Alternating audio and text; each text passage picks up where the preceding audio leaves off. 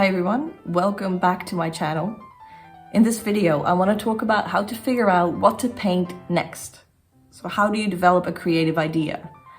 And I don't think there's a single formula for doing that, but there are a few things that I do when I come up with a new idea that really help me. And so I thought I'd share my process that I went through to come up with the idea for the painting that I'm working on right now. I'm hoping that if you ever struggle to figure out what you're going to do next, this is going to help you as well. So I think my tips probably apply more to visual arts than anything else, though I think the ideas are probably similar in other art forms, but I can't really confirm or deny that because it's not what I'm working in.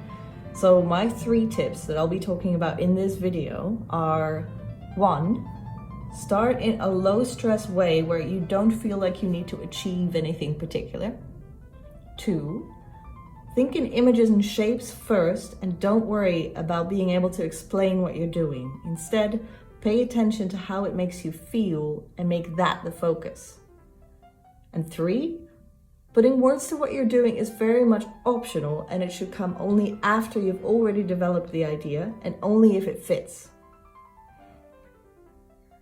So there are probably as many ways of creating a painting out of nothing as there are people who paint. But here's how I go about it, and these tips help me, and I hope they'll help you as well. My first piece of advice is to start in such a way that you feel no pressure to achieve. This is not about achieving, this is about fishing something out of your subconscious or soul or spirit or whatever you'd like to call it, and bringing it out into the world. I like to think of it as, at this point, it's not really up to my conscious planning mind what it's going to be. First, there needs to have been a feeling associated with that image or some images. So this can be a thing or a place or a color or some kind of lighting or a shape. So I started on the iPad with a sketch. I use Procreate and it's very good for making digital drawings. So I've got a screen protector as well that gives a papery feel so that when I draw on it with the Apple Pencil, it feels more like sketching. It feels more satisfying that way. And the great thing is, this is not a drawing yet, and it's not a painting yet. I can try as many things as I like, and I can erase them by pressing undo, or by deleting a layer, or by erasing it using the eraser. So I use a lot of layers. That way I can try things and delete the layer, and I still have everything else. Or you can turn the layer on or off, or you can reduce the opacity to reduce the strength of the effect if you're not sure whether you like it or not. So there's no pressure to get it right. And this to me is very important. That way I don't get distracted or stressed. Now, I'm doing 2 things. First, I'm sketching what the thing will be, and then secondly, I'm working out what colors I want. First, I made the background a little darker than white, to take away the extreme brightness of an empty white screen, which I don't like. And I'm sketching and I'm not knowing where this is going to go, but I have a vague idea. I think that works best because this is not about copying something directly from a photo. This is about using images to develop an idea. And it's very different to me from using words to develop an idea. Words, I don't know how writers do it, but I find it so difficult to pick words that really represent what I'm feeling or what's going on. Not if I start with words anyway, but I can do it with images. And then I can find words to describe the images later, maybe, but to me that's optional. So one of the things I wanted to have in the painting is the volcano Etna. I've been to Sicily not too long ago, and being near Etna is a very powerful feeling. A volcano erupting is basically the earth vomiting up molten rocks from the inside of the planet, but even when it's not erupting, it's bubbling away in there. And there's something about being there in the Mediterranean Sea with that volcano near.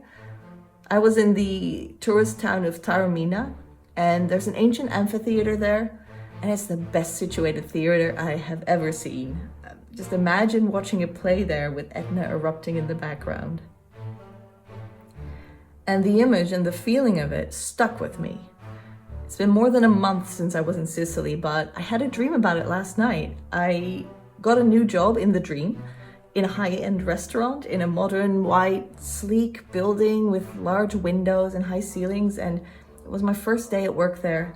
And my sister drove me there, and in the distance was Etna, and it was erupting. But more than the usual slow lava flow, it was exploding, and there were these large boulders and they were on fire and they dropped everywhere. So it was dangerous, but it was exhilarating, that kind of dream. It's very nice. Anyway, Etna made an impression because it's something that feels powerful, and it's an amazing feeling standing on it. You can hear it bang and rumble near the top, and you can smell the noxious gases when they drift along. But the air is otherwise very lean, very cool because it's high up, and I thought it was the best feeling. And even seeing it in the distance, it's a very noticeable presence. So here you go. I've got an image and it makes me feel something. And my second tip is stick with that. Make it about images and how they make you feel, and don't try to put any words to it. Just try to make the images a focus of the thing that you're creating. The other thing about when I was in Sicily was that I had expected the sky to be extremely clear, a bit like how it is here in Sydney, very crisp, clean air. But it wasn't. It was sunny and the sky was blue, but there was a slight haze everywhere. And you do see the deep blue of the Mediterranean and the sky, but it felt like you're submerged in that warm haze. And there's a third image that's been sticking with me recently, and that is citrus fruits, particularly orange and lemons. And I can't explain this at all. I'm just drawn to them at the moment. The color and the shape and the juice inside and how that's structured into these tiny pockets. So I knew I wanted to draw Etna erupting, ideally during late daylight or early evening.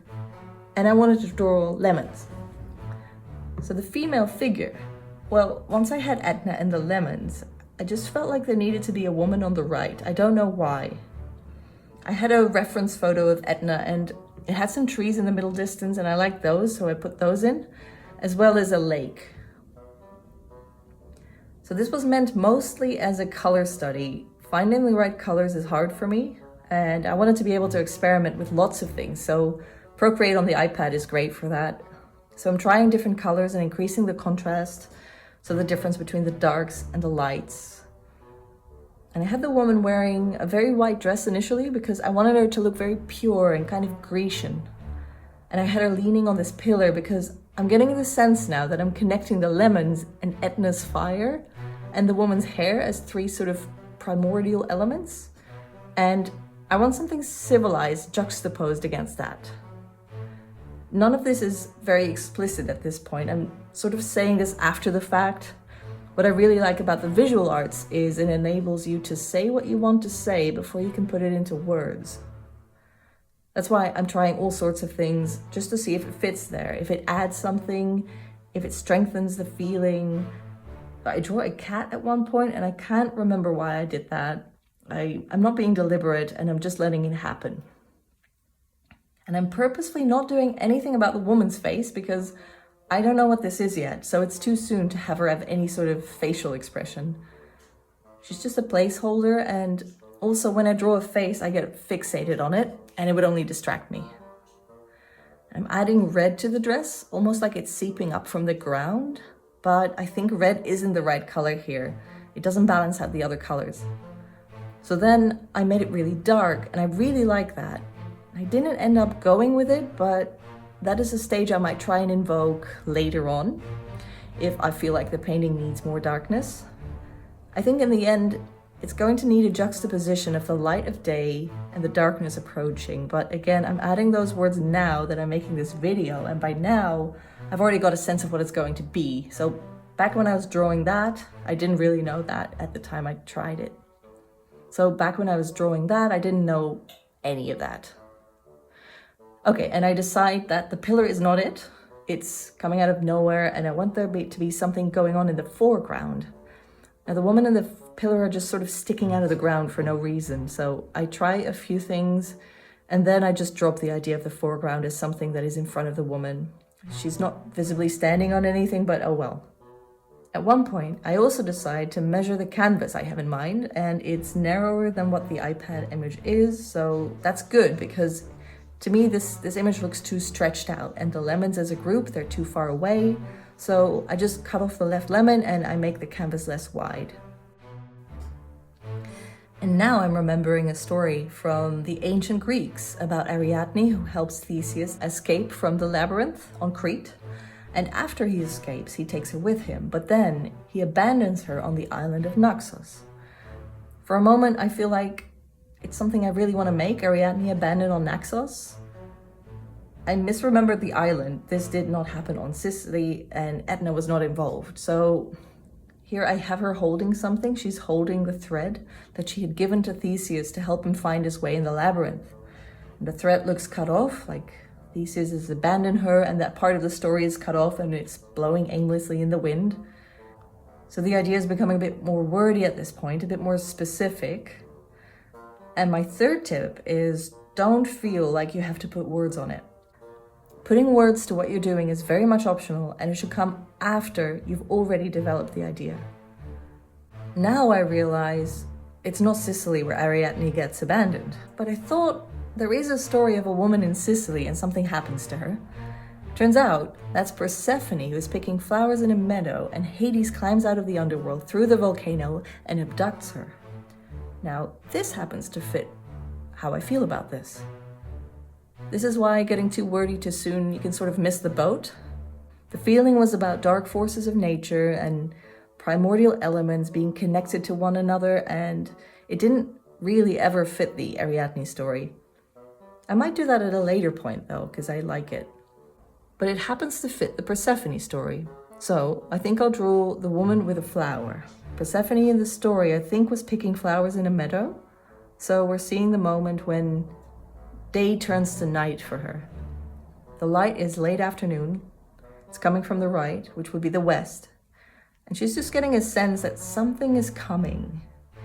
In the story, Hades climbs out of the underworld through Etna. So in the background, Etna is erupting. And it feels threatening, like a conquering darkness coming closer. The yellow of the fire and the woman's hair and the lemons are all connected, and I don't really know why.